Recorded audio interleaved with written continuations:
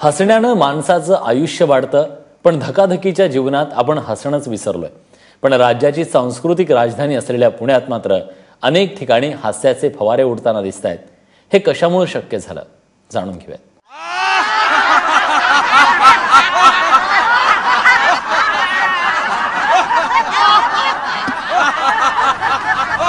हे असे laughter club तुम्ही या आधी देखील अनेक नाना नानी पार्क मध्ये पाहिले असतील, पण पुणे तिथं काय उणे, इकडे 2-4 नाही तर तब्बल 150 लाफ्टर क्लब आहेत।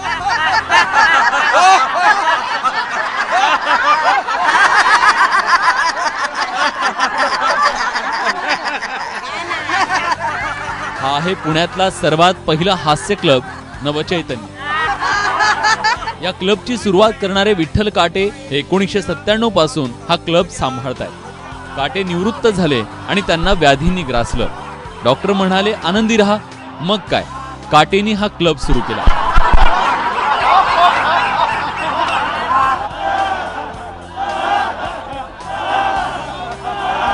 1997 साली मी पॉलिटेक्निकमध्ये रिटायर झालो आणि संभाजी पार्कमध्ये उभा राहिला आणि सुरू केलं आणि लोक माझ्या भोवती येत गेले, त्यांना आनंद वाटला आणि त्यांच्या तब्येती चांगल्या राहिल्या, मला खूप छान प्रतिसाद मिळाला। संभाजी पार्कमध्ये आम्ही 97 साली सुरू केलं आणि आज पुण्यामधल्या सगळ्या विभागामध्ये आमचे हास्य क्लब पसरलेत। 150 हास्य क्लब आमचे पुण्यामध्ये झालेले आहेत आणि 10,000 मेंबर त्याचे सभासद झालेले आहेत। रोज सकाळी 1 तास व्यायाम झाल्यानंतर तब्येत इतकं छान राहतो, औषधं कमी झाले, ब्लड प्रेशर गेलं, डायबिटीस कमी झाला। आता पुण्यामध्ये मोठे मोठे कॉम्प्लेक्स तयार झाले की तिथं 1000 फ्लॅट आहेत, 2000 फ्लॅट आहेत, त्यांचं क्लब हाऊस आहे, त्यांचे लॉन आहे। अशा ठिकाणी आमचे शिक्षक जातात आणि त्या लोकांना एकत्र करून खूप छानपैकी प्रशिक्षण देतात आणि तो क्लब सुरू होतो। या क्लबचं हे चैतन्य पुण्यापुरतच न राहता 7 समुद्रापार अमेरिकेपर्यंत पोहोचलंय। ज्येष्ठांची मुलं आहेत ती परदेशामध्ये असतात, त्यामुळे ज्येष्ठ मग इथे काही दिवस इथे राहतात, काही दिवस परदेशात राहतात। तर इथे जे काही ते शिकलेले असतात ते तिथे त्यांना ते शिकवावंसं वाटतं आणि तिथे तो एक नवीन हास्य क्लब सुरू होतो। मग ते आम्हाला कळतं, मग आम्ही त्याची ह्याच्यामध्ये एंट्री करतो की परदेशामध्ये अशा अशा ठिकाणी एक हास्य क्लब सुरू झालेला आहे। तर असे जवळजवळ 3-4 हास्य क्लब आमच्या परदेशामध्ये इथल्याच लोकांनी तयार केलेले आहेत।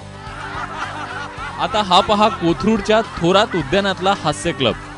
इथले हसण्याचे आणि हसवण्याचे आगळे वेगळे प्रकार पाहून तर तुम्हाला हसू चावरणार नाही, शिवाय या हसण्याला व्यायामाची ही जोड आहे। तो हातात जरा मिरची, ती आपण आता खायची, खाताना तोंडात घालायची आणि लहान मुलासारखं थैथैट करून हसायचं। ओके, हात जरा वरती रडायचं नाहीये, खाऊन बघा।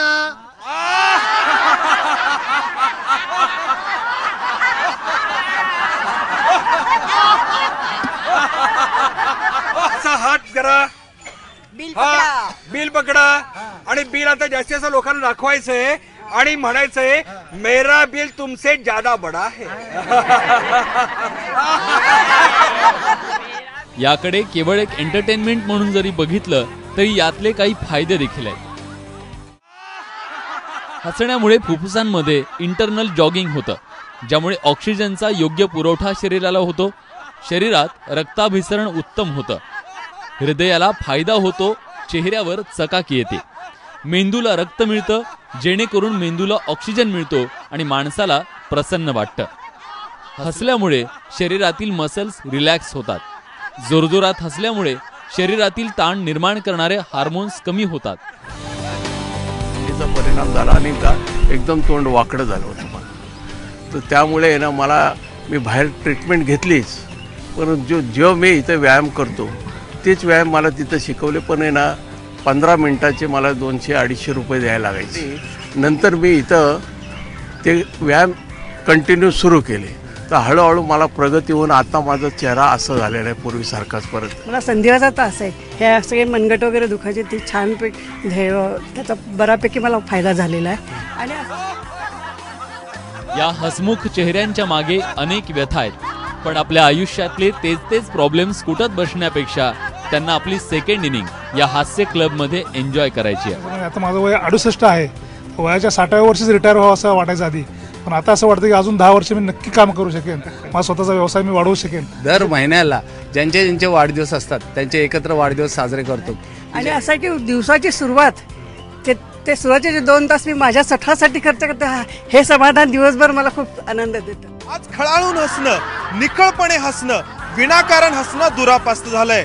सौजन्याच्या नावाखाली प्रत्येक जण इस्त्री केलेल्या कपड्यांसारखा चेहरा घेऊन वावरत असतो, परंतु त्यामुळं भावनांचा निचरा होणं, ज्याला आपण कॅथार्सिस म्हणतो, होत नाही. इथं या हास्य क्लबच्या माध्यमातून भावनांना मोकळी वाट करून दिली जाते, जी वाट पुढे आनंदी आणि आरोग्यदायी आयुष्यापर्यंत पोहोचते. कॅमेरामन अमोल गवाळेसह मंदार गोंजारी, ABP माझा, पुणे.